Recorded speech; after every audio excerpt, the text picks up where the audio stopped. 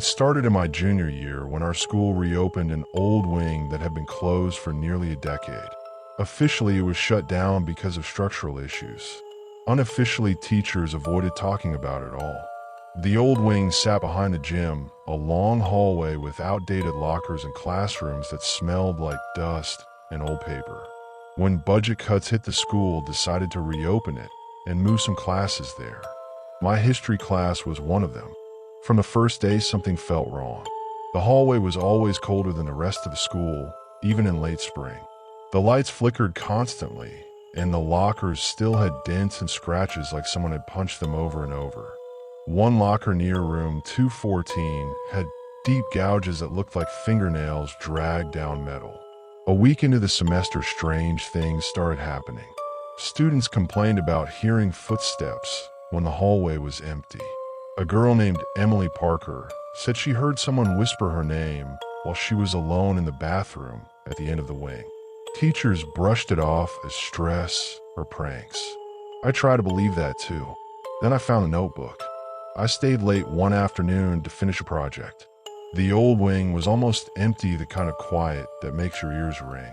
In room 214, I noticed a desk pushed against the wall separate from the others. Inside, it was a black notebook, worn and warped like it had been damp for years. No name on the cover. I should have left it there. Inside were entries written in messy handwriting. They were dated from 10 years earlier. The writer was a student named Lucas Reed. He wrote about being bullied relentlessly. Names I recognized were there, some of them teachers who were still working at the school. The last few pages were disturbing. Lucas wrote that he stayed after school most days because it felt safer than going home. He wrote about hiding in the old wing. He wrote that sometimes he felt like the school was watching him. The final entry stopped me cold. They locked me in again today. I don't think they remember I'm here. I can hear them laughing down the hall. If someone finds this, please tell my mom I didn't run away. I checked the date. It was the same day the old wing was shut down. I brought the notebook to the guidance office the next morning. The counselor, Mr. Harris, flipped through it quickly and then closed it, his face pale. He told me to forget about it. He said Lucas Reed transferred schools years ago. When I asked why his locker was still there, still damaged, he snapped at me to go to class. That night I got my first message. My phone buzzed at 2:14 a.m. A text from an unknown number. "Why'd you take my book?" I didn't reply. I barely slept. The next day, Emily didn't show up to school. By the end of the week, 3 students from classes in the old wing were absent. The rumor was food poisoning, but I knew better. Because every night at 2:14 my phone buzzed again. Do you hear them too? They still lock the doors. I'm still here. Things escalated fast after that. I started seeing Lucas's name carved into desks that were cleaned the day before. Teachers complained about doors locking on their own. The janitor refused to clean the old wing anymore. He quit without notice after telling the principal he heard a boy crying inside a locker. One afternoon, Emily Parker came back to school. She looked different, hollow. When I asked her where she'd been, she whispered he showed me. Before I could ask who, a teacher pulled her away. That same day, the school announced the old wing would close again. Classes were moved back. The hallway was sealed with temporary walls, just like before.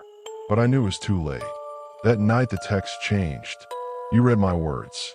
You know now. They left me. You won't." At 2:14 a.m., my bedroom door creaked open on its own. I froze, staring into the dark hallway. Then I heard it. Slow breathing. Not mine. My phone buzzed one last time. "Come see." I don't know why I went. Fear, guilt, or something pulling me. I drove to the school with my heart pounding so hard it hurt.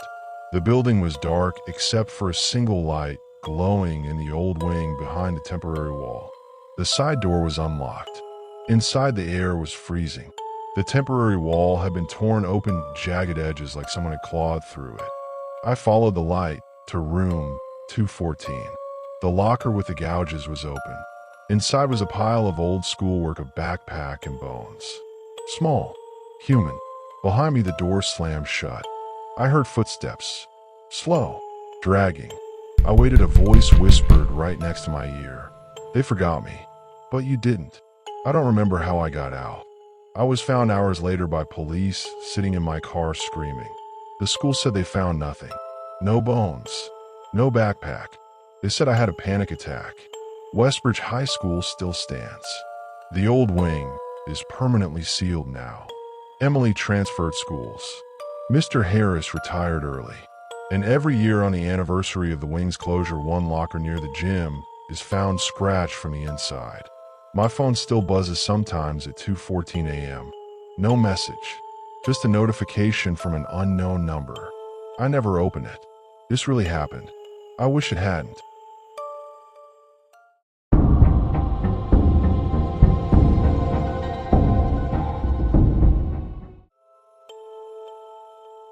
There was a girl named Emily Carter in my chemistry class.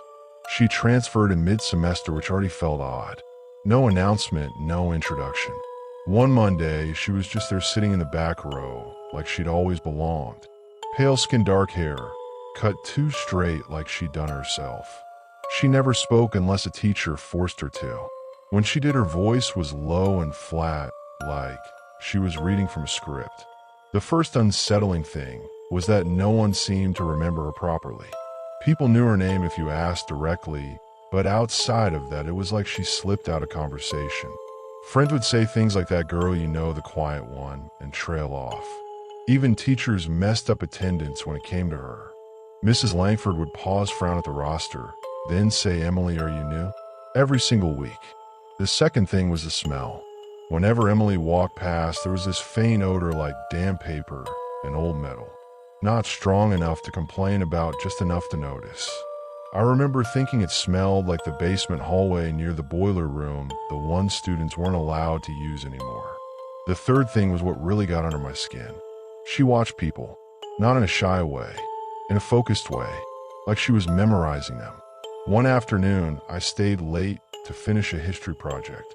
The halls were mostly empty lockers, humming softly, lights buzzing overhead. As I passed the science wing, I saw Emily standing at the end of the corridor near the old chemistry lab that had been closed after a fire years back. She was facing the wall, perfectly still. I said her name. No response. I took a few steps closer and noticed she was staring at a bulletin board covered in faded memorial photos. Students from past decades. Some from accidents. Some from illnesses. A few from incidents the school never talked about. Her lips were moving silently. When she finally turned around, she smiled at me. It was the first time I'd seen her do that. "You're not supposed to stay late," she said. I laughed it off, made a joke about deadlines. She tilted her head like she was listening to something behind me. "People disappear here," she said casually. "They always have." I went home uneasy but not terrified. Not yet. Things escalated a week later when Jacob Miller went missing. He was a sophomore. Popular, loud, impossible to ignore. One day he didn't show up to school. Then another. By Friday, police were involved. Posters went up. Counselors were brought in. Teachers told us to stay calm. Emily didn't seem surprised. In chemistry class, she was suddenly sitting in Jacob's old seat.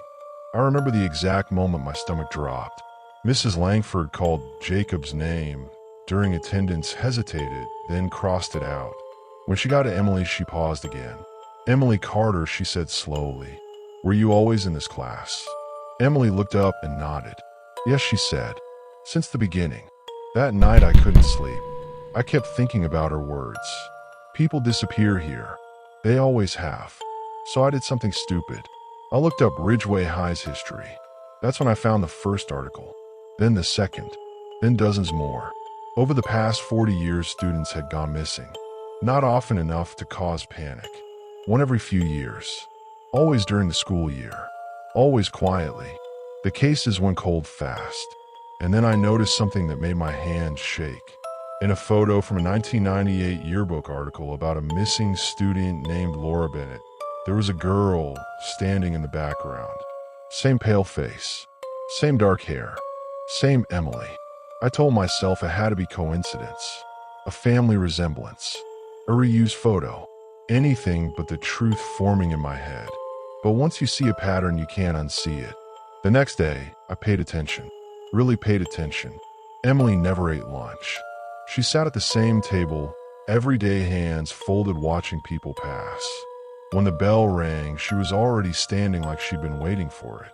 She never used the restroom, never carried a backpack. Her locker was assigned, but it was always empty. I finally worked up the courage to talk to her properly. I sat across from her at lunch, heart pounding. "You look like someone from an old yearbook," I said, trying to sound casual. She studied me for a long moment. Then she smiled again. "People say that," she replied. "Time repeats itself in places like this." I asked her what she meant. She leaned in slightly and lowered her voice. "Schools are good at forgetting," she said. "They're built to move forward. New students, new names. The old ones fade." A cold wave of fear rolled through me. "What are you?" I whispered. She didn't answer directly. Instead, she asked me a question. "Do you know why the old chemistry lab is sealed?" I nodded. "There was a fire." She shook her head. "There was a fire after." That same evening, Jacob Miller's backpack was found in the boiler room hallway. The one near the sealed lab. The hallway that smelled exactly like Emily. I broke down and told my older sister everything. She laughed at first, then saw how serious I was. She suggested we talk to the school counselor. We did the next morning. The counselor listened patiently, nodding, writing notes. When I mentioned Emily Carter, her pen stopped. "Can you spell that?"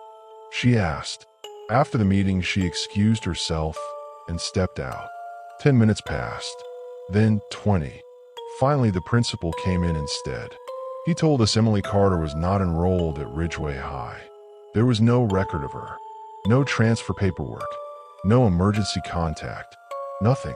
When I rushed to chemistry class, Emily's desk was empty. Her name was gone from the roster. No one remembered her sitting there, not even Mrs. Langford. Panic turned into dread. I skipped my last class and went somewhere I shouldn't have. The sealed chemistry lab. The door was locked, but the chain was old. Too old. Inside, the air was cold and heavy. Dust coated everything. Along the back wall, I found photographs taped up. Class photos. Missing student posters. Faces I recognized from the articles. And in the center, written again and again on the chalkboard, was one sentence. "They stay if someone sees them." I heard footsteps behind me. Emily stood in the doorway. "You weren't supposed to come alone," she said softly. I asked her what she did to Jacob. Her expression didn't change. "He wasn't paying attention," she said. "They never do." She explained it like it was simple, like gravity, like a rule of the universe. When students felt invisible, forgotten, erased by time or pressure, something in the school noticed. Something that needed witnesses to exist. Emily wasn't a single person. She was a collection. Every student who disappeared, but wasn't remembered enough to stay real. "I don't kill them," she said. "I replace them." The lights flickered. The smell grew stronger. She stepped closer. "You see me," she said. "That means I can stay. But it also means you might take my place." I don't remember running. I don't remember screaming. I remember waking up in the hospital, dehydrated, found unconscious near the lab door. They said stress did it. Hallucinations. Trauma from Jacob's disappearance. Jacob was never found. Graduation came and went. I left that town. I tried to forget. Last month, my niece started high school. She sent me a group photo. In the back row near the lockers stood a pale girl with dark hair. Her name, my niece told me, is Emily. And she's been there since the beginning.